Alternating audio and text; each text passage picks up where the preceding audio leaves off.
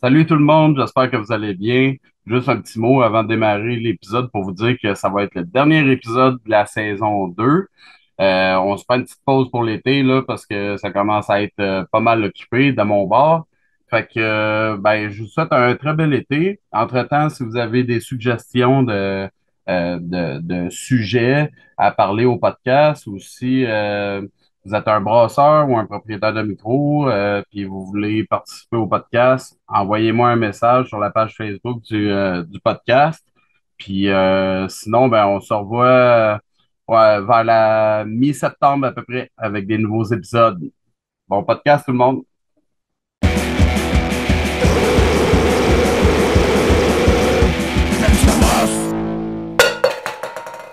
Salut les chums, c'est Gab du Rien que c'est une brosse podcast. Aujourd'hui à l'émission, je reçois Guillaume Savard, copropriétaire et maître brasseur à la microbrasserie Le Catch. Salut Guillaume, ça va? Ça va très bien et toi? Oui, tu commences à être un habitué toi aussi, là. C'est la deuxième fois que tu passes au podcast. Ah ben, je dois être parmi ceux-là qui sont revenus parce qu'ils ont eu bien du fun. Ouais, exactement. Merci beaucoup d'avoir accepté d'être là. Aujourd'hui, on va parler de plein d'affaires, Ops, de vous autres, où est-ce que vous êtes, etc. Où est-ce que vous êtes rendus. Mais tout d'abord, je te l'ai dit juste avant l'enregistrement, bravo pour tous les produits puis les collabos que vous sortez, là, pour vrai, là. J'ai eu la chance d'en goûter une coupe, puis il était vraiment ça coche, là. Fait que, Ben écoute, félicitations. merci. Merci beaucoup. Très, très apprécié. On va le prendre. Ouais. Puis il y avait quelque chose que je voulais te dire qui n'était pas dans les questions que je t'ai envoyées, Vas-y mais donc. au dernier épisode, tu m'avais dit que tu avais un syndrome de l'imposteur. Ouais. OK? Parce Ouais. que Ah, tu c'est faisais vrai. plus du homebrew, là. Je l'avais pas écouté. Je l'ai réécouté une fois, mais je l'ai pas réécouté peut-être à part lorsqu'il est sorti. Ouais, Mais ouais, ben c'est vrai que moi c'est j'avais dit ça. ça. Ouais, j'allais réécouter, puis je voulais savoir, as-tu encore le syndrome de l'imposteur avec tout ce que tu as fait dans la dernière Ben, année? je pense que je l'ai encore plus pour vrai. Plus, ah ouais? Ben oui, tu sais, ben oui, parce que j'ai quand même juste commencé faire slide comme ça pour le fun. J'ai jamais dans ma vie, je me suis jamais dit je vais être brasseur. Tu sais, je Non, faisais ça pour non, le fun, puis tu sais, ouais, l'histoire, l'autre fois j'ai raconté, tu sais, c'est un hasard pur. ouais, Mais tu sais, je me suis lancé là-dedans les yeux fermés, là, tu sais, ça aurait pu apporter d'un bord comme de l'autre. Mais ouais. ouais, maintenant que tu sais, ouais, j'ai fait des collabos avec de mes brasseries préférées, Mhm. je te dirais que ça a amplifié le syndrome un peu. Ben moi, je peux t'assurer qu'il faut t'arrêter de l'avoir Bon, parce que ben, je tu te es à la remercie bonne bien gros. place. Fait que ma première question, comment ça va pour le catch? Qu'est-ce qui a changé depuis le dernier enregistrement? Écoute, je pense que quand on a fait l'enregistrement ensemble, ça se peut-tu qu'on n'était pas encore distribué partout au Québec? Ouais, c'est ça, Ah, ouais, parce que ouais, vous arrêtiez la là, distribution l'été, je pense. c'est ça. Ouais. Fait que la distribution locale à l'époque, là, actuellement, c'est ça, on faisait quelques petits drops une fois de temps en temps à Québec-Montréal. Là, on a embarqué avec distribution bokeh. OK. On a quand même quelques clients, mais tu sais, moi, je pourrais dire ça, on choisit nos clients parce on veut pas que la bière vieillisse ces tablettes. Tu sais, Ouais. je pense que c'est la problématique de tout micro qui veut pas que son produit dérivé soit vendu s'il a passé un an au chaud sur une tablette. Ouais. Puis là, après ça, tu te dis, ah, c'est dégueulasse, j'en rachèterai plus, mais c'est normal, la bière était pas optimale. Bon. Fait que là, on a Mm. commencé à distribuer un peu avec Bokeh. D'ailleurs, on est sur la dernière, je sais pas quand est-ce que le podcast va être lancé, mais actuellement, au mois de mai, on est sur la dernière livraison, probablement, là, de l'été pour Bokeh. OK. Donc, Québec, Chicoutimi, Montréal, Gatineau, et quelques régions entourantes de ces villes-là.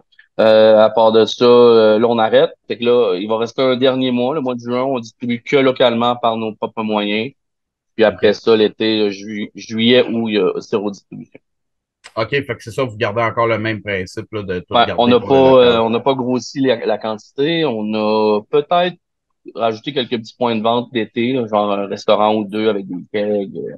OK. Mais tu sais, sans plus, on veut vraiment que nos clients qui viennent l'été, les touristes, puissent acheter toute la bière qu'ils veulent, Ouais. sans manquer d'une sorte. Tu sais. On essaie vraiment d'y aller OK. comme ça.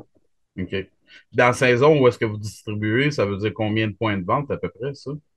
Tu veux dire, quand on distribue normalement hors saison, Ouais. genre de septembre à mai, Ouais. Je sais pas, je dirais une vingtaine peut-être. OK. Gros OK. max, là. Je sais Mhm. qu'il y a les Peluso à Montréal, on a des IGA de Granby, Québec, on a plusieurs points, là, Massoif, Flax, Chaloux, l'Impact. On a choisi probablement, je pense, les meilleurs points de vente pour nous. Là. On veut pas aller Mhm. nécessairement dans des dépanneurs qui ont moins gros roulement. Ouais. Ouais, parce que souvent, c'est comme le premier réflexe, tu veux envoyer ta bière partout, mais tu sais, t'es comme perdant au final, parce qu'un an après, tu vas tout, tu sais, t'as toute la lignée des retours qui commence à rentrer, puis là, t'as trouves pas Ouais, mal moins drôle, là, ouais. exactement, c'est ça. Ouais. Puis côté collabo, je t'en parlais, vous en avez fait pas mal, là, dans le dernier mois, en tout cas, là, de ce que j'ai vu, dans les derniers mois. Est-ce que, je m'intéressais là-dessus, est-ce que c'est toi qui as approché les autres brasseries ou c'est plus eux autres qui vous approchaient? Comment ça a marché? Ben, dans certains cas, je te dirais que ça s'est fait naturellement. Là, mettons. Hmm. C'est Nano Cinco, c'est des amis. Fait que, tu sais, vous pouvez OK. prévoir qu'on va faire une collabo ensemble à chaque année, facilement. Mais tu sais, les autres, par exemple, Badlands à Toronto, tu sais, d'ailleurs, je dois le dire, là, si l'IPA est rendue à ce niveau-là aujourd'hui, c'est surtout à cause de Troy de Badlands qui m'a vraiment aidé, là. Il y a OK. de ça presque un an. Là. Hmm. On s'est parlé sur Internet, tu sais, juste en message texte. Puis au fil du temps, on est comme devenus amis, OK. si on veut. Hmm. Puis à un moment donné, on a décidé de faire une collabo là, back and forth. Là. Genre, je vais chez eux, mais lui, la collabo qu'on a faite ici, il est pas venu. OK. Parce que je sais pas si tu sais comment ça marche chez Badlands, mais ils sont juste trois pour runner toute la brasserie. OK. Tout inclus, là, je parle vraiment là, les ventes, le shipping, parce qu'en Ontario, ils peuvent shipper. Tout ça, Hmm. ils sont juste trois. Fait que lui, il a dit, hey, je peux pas y aller. C'est quand même 10 heures de route et plus. Là. Ouais. Aller-retour, c'est 20. Hmm. Fait que il m'a quand même laissé un pitch de sa levure maison que à l'occasion, je réutilise ici d'ailleurs, là, OK. qui est une London 3 génération plus que 150, mettons. Oh, c'est vrai. OK, Fait que ouais. ça goûte plus la London 3, là, mais Ouais. ça a muté en masse, mais c'est ça. Fait que pour la collabo, là, j'avais son Citra Select, plus sa levure. On a pris des houblons qu'on aimait bien là, de chez Freestyle avec Club Keef. Boréal, écoute, j'ai rencontré Gab à la MBQ. Hmm. Puis il m'a invité à aller faire une collabo chez eux. On l'a réinvité à venir ici après. Hmm. Après ça, les autres, c'était Freestyle. Ben écoute, ça, c'est juste une expérience qu'on a faite avec la compagnie de houblon. Hmm. Puis Brewski, c'était eux qui m'ont demandé d'y aller. Je leur avais vendu un remplisseur de keg, puis on a commencé à se parler en masse parce qu'il y avait des petits problèmes. Hmm. C'est réglé, mais puis finalement, on dit hey, ça continue de faire une collab. Parfait. OK. D'ailleurs, ça va sortir cette semaine. Une triple IPA au mieux. Oh, mais cool, ça. Chez eux, chez Brewski. Fait que ouais, je te OK. dirais que c'est un ou l'autre. Des fois, c'est moi aussi qui ai demandé. Je suis allé quand je suis allé chez Saint-Pancras, ben moi, Saint-Pancras, ça a tout été une brasserie que j'aimais à l'époque, là, jadis, là, avant même que je boive une seule IPA. Hmm. C'était une de mes brasseries préférées dans le temps. On parle de 7 8 ans. Là. Puis OK. je trouvais ça important d'aller comme rencontrer les gars là-bas, faire une collabo avec eux autres. Puis Hmm. André, c'est un gars c'est un cœur sur deux pattes. J'ai vraiment trippé là, pour vrai avec la gang de Saint-Pancras. Hmm. Ralbach, on s'est jasé comme ça. D'ailleurs, il m'en doit toujours une. Je sais pas si David écoute, mais faut qu'il vienne faire une collabo ici. Alors, OK. mais c'est ça. Non, non, je pense que au bout de la ligne, ça devient comme toutes des amis. Ouais. Des fois, c'est toi qui fais le premier pas. Des fois, c'est eux Hmm. qui t'appellent. Ben, en tout cas, c'est cool de vous voir aller, là, parce que ouais, t'es parti sur une méchante run, là, puis c'est cool de voir les posts jour après jour, là. Ouais, ben écoute, moi j'aime ça, hein. Puis tu sais, on apprend beaucoup là, dans les collabos. Là. Ouais. Ne serait-ce qu'une seule chose très importante, là, d'apprendre quelque chose. Tu sais, le but, c'est ça, c'est de fraterniser, d'échanger les process, Mhm. de voir comment les autres fonctionnent. Je trouve tout le temps des trucs pour n'importe quoi, là, pour un fournisseur d'un ingrédient que toi tu payes vraiment cher, puis finalement tu te rends compte que ça coûte rien avec lui. Tu te dis, mon Dieu, une chance tous les sites. Tu sais. Il y a tout le Ouais, temps un aspect positif à faire des collabos. ouais, ouais. Si on parle un peu plus, parce que le dernier épisode qu'on avait fait ensemble, c'était comment bâtir une recette de New England IPA. Fait que là, je voulais Mhm. revenir un peu là-dessus, parce que là, je pense qu'on est un an et demi plus tard. Pour tes recettes de Napa, tu utilisais une base de Pilsner puis des flocons, genre le Golden Naked Oats. Est-ce que tu as changé ton malt bill depuis ce temps-là? Euh, je te dirais que oui, il a beaucoup changé, en fait. Ce OK. qui a été bénéfique, à l'époque où on a fait le podcast, c'était quand même un grain bill qui était complexe. Mhm.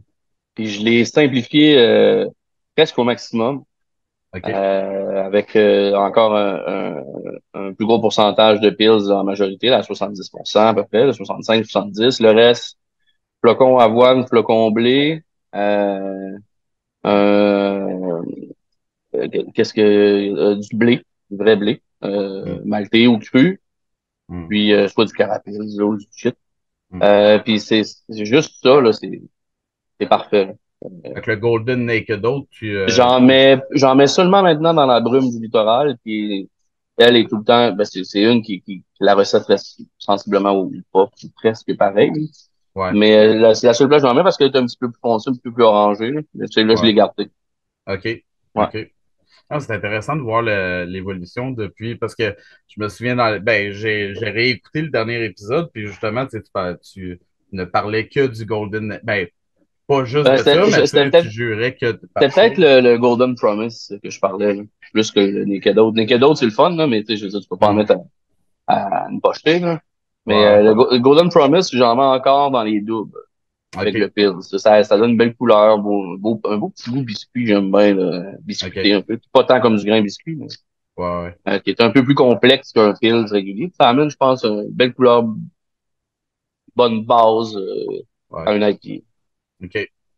Côté houblon, est-ce que tu mets encore juste au Whirlpool ou tu as Non, commencé? ben, avant, je dry upais quand même. J'ai toujours dry uppé, mais Oh, Whirlpool, oui. ok, tu Ben, veux dire au chaud? Non. ouais, ouais. Ah, Ouais. non, non, j'ai fait quelques lectures.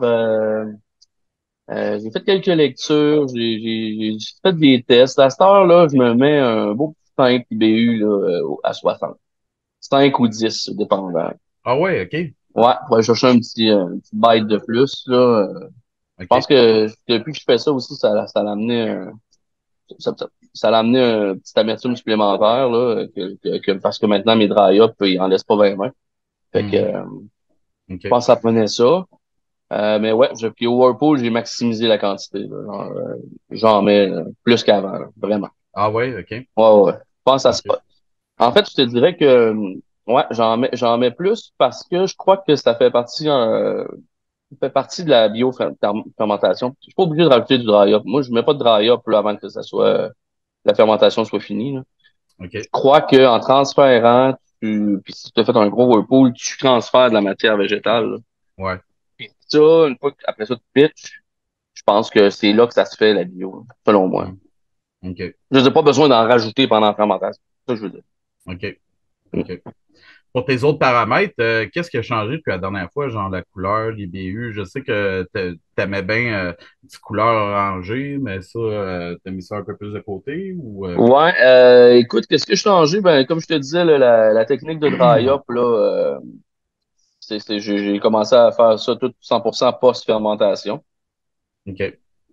Puis un peu plus à froid aussi, hein. C'est-à-dire que je descends ma température, là, mettons entre 12 et 16, là, puis je dry up là, à cette température-là sur de courtes périodes. Mhm. Puis je pense que c'est vraiment bénéfique là, pour en sortir comment on pourrait dire, d'amertume ou de goût non voulu possible. Euh, OK. genre, j'en ai vraiment là, retiré beaucoup de bénéfices en faisant ça. OK. Un seul gros dry up. Je peux le faire aussi sur 2 jours. Mhm.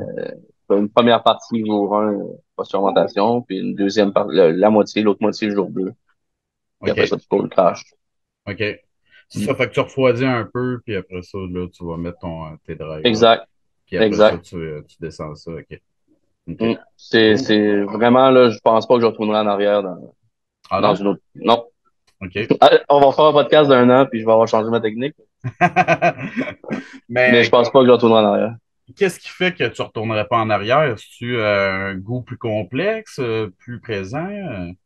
Je sais pas si c'est un c'est un amalgame de tous les changements que j'ai apportés depuis la dernière fois qu'on s'est parlé, mais je pense que là, point de vue, tu sais, je pense que j'ai trouvé le bon filon là, pour faire ici.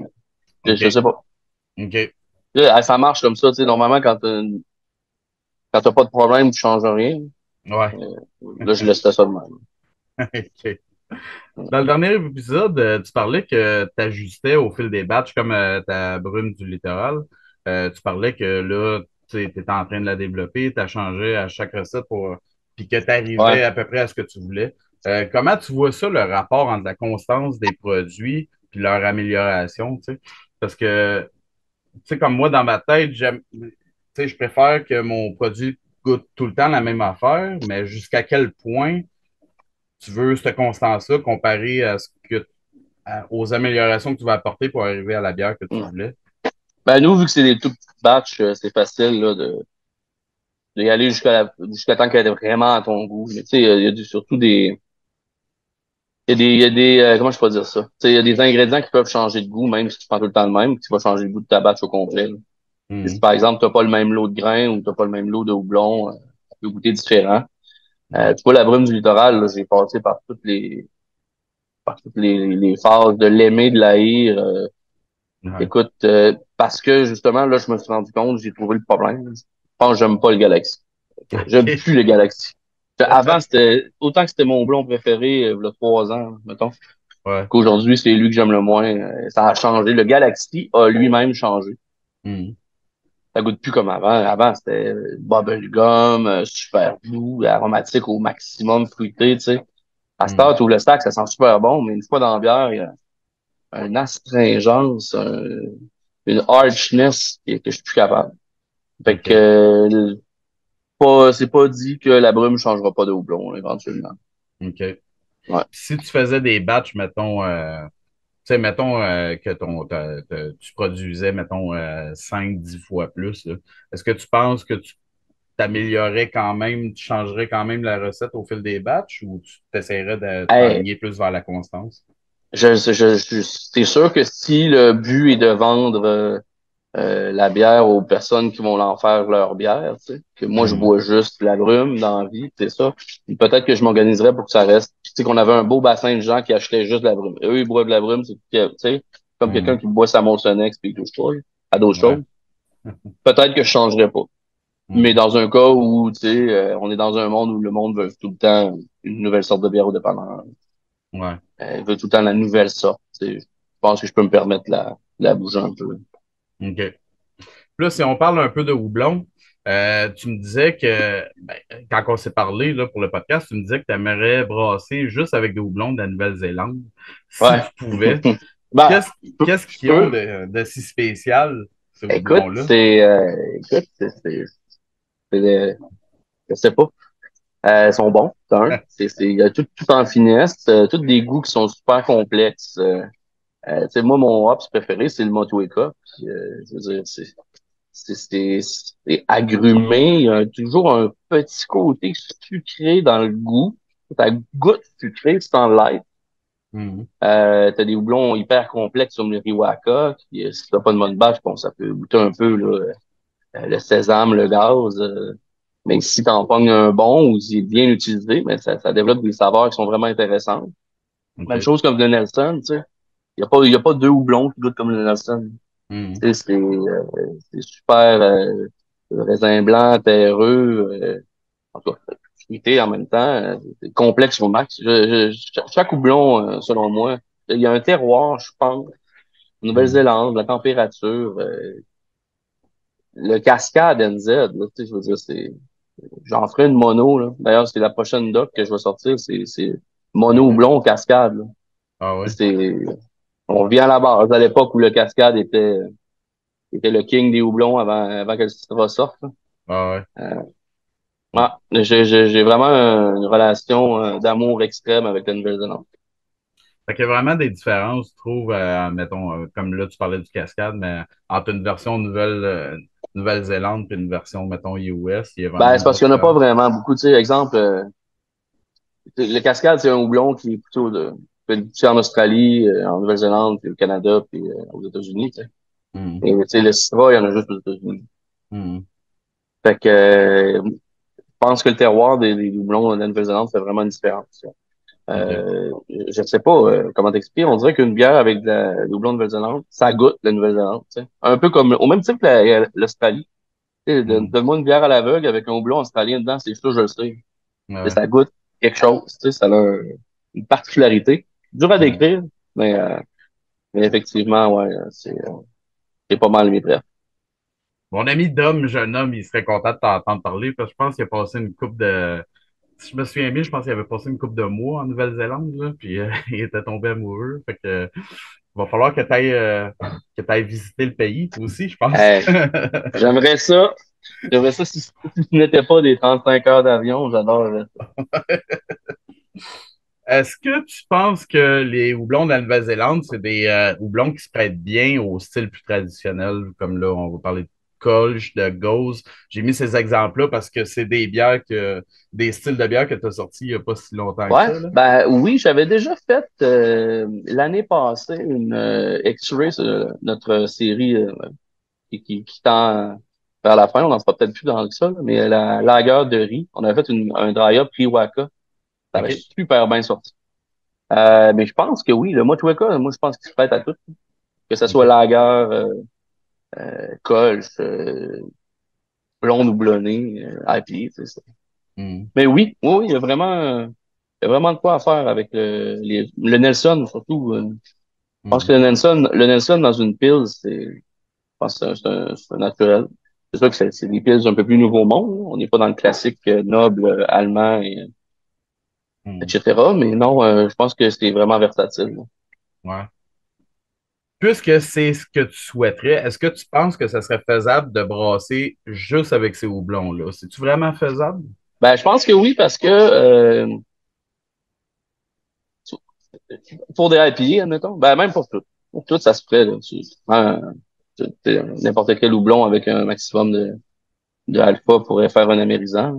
Mm. Mais oui, bon, oui, je pense que oui, parce que tu vois, ce que j'aime bien, moi, dans l'IPA, c'est toujours garder un bon citron quelque part, là. Pas tout, pas Mm. tout, pas dans tout, mais au moins d'en avoir une fois de temps en temps, parce que c'est quand même un houblon qui est assez excellent. Mais, Mm. si tu me dis, OK, ben, tu brasses juste avec du Nouveau-Zélandais, je pense que le nectaron remplacerait bien le citron avec des fois son petit côté oignon, qui est plus volatile, qui s'en va. Mais je pense que le nectaron fait bien la job du citron. Puis, Mm. je pense que c'est possible. Et c'est OK. sûr que les variétés sont plus réduites. T'as pas autant de variétés américaines, néo-zélandaises qu'américaines. À ce Mm. moment-là, c'est sûr que tu perds. Mais et si tu es capable de passer ton année de brasse avec, je sais pas moi, 15, peut-être au maximum 20 sortes de houblons, je pense que la Mm. Nouvelle-Zélande peut en offrir assez. Ouais. OK. Puis côté, mettons, là, c'est une question qui me vient en tête de même, là, mais tu sais, côté consommateur, le fait, ben, même là, tu sais, verrais-tu vraiment la différence, mettons, d'un style vraiment traditionnel, là, que tu vas juste mettre du néo-zélandais? Est-ce que tu penses que la différence pourrait se voir puis que tu pourrais en Ah, avoir des répercussions, genre? c'est certain, là. Tu sais, je veux dire, tu peux pas faire, je sais pas, moi, une pils tchèque sans saz, là, tu sais, ben, tu Ouais. pourrais, là, mais je veux dire, le goût du saz est unique. Il faudrait que tu trouves un houblon néo-zélandais qui goûte le saz. Écoute, Mm. j'ai jamais essayé, là, mais je Mm. pense qu'on pourrait pas berner les puristes. Ouais. De toute façon, c'est pas nécessairement les genres de style, je pense que tu t'enlignes pour l'instant, tu sais, là, comme là. Non, mais non, c'est ça, mais je m'enligne pas non plus pour ne prendre que du néo-zélandais, là. C'est pas mon but, Ouais. mais j'aime vraiment ça. Mm. Je garde quand même, là, tu sais, des Citra, Simcoe, Mosaïque, pas loin, Mm. Eldorado, des trucs comme ça, là, mais Mm. j'aime bien jouer avec les différentes variétés. Puis en plus, il y en a tout le temps des nouveaux, comme cette année, tu sais. Il y a 3 nouveaux houblons chez Freestyle en Nouvelle-Zélande. Il y en a un avec, ben, c'est pas un nouveau, là, mais il revient cette année encore une fois là, avec le Super Delic chez Yakima, ben, NZOps. Mm. Tu sais, je pense que l'évolution est là. Il va toujours en avoir des nouveaux qui vont sortir. Fait que tu commences avec plusieurs variétés Mm. disponibles sur le marché. OK. Puis côté prix, est-ce que c'est aussi raisonnable, mettons, que des houblons traditionnels? Ben ouais, je checkais là, tantôt justement les prix.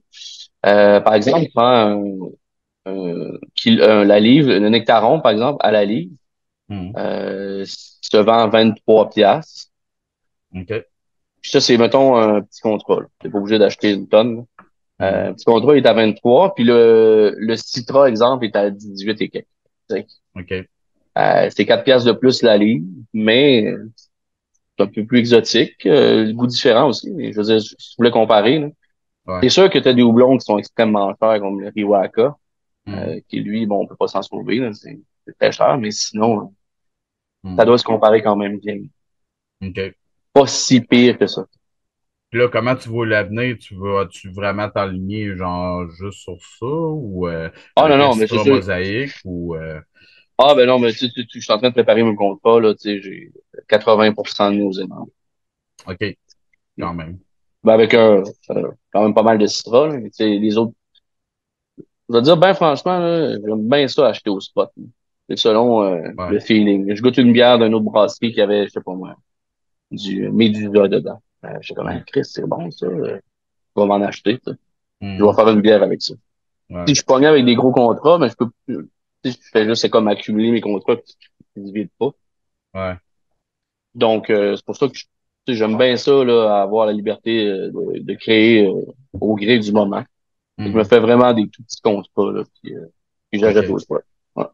Ouais, c'est ça. Puis, tu sais, ça peut aussi comme limiter un peu la créativité, si on veut, là, tu sais. Exact. Tu sais, si tu sais qu'il te reste, je sais pas, moi, 200 kilos de Syrah, Ouais. puis t'as 2 mois pour les passer, et tu vas faire du 100% de Syrah en masse, là.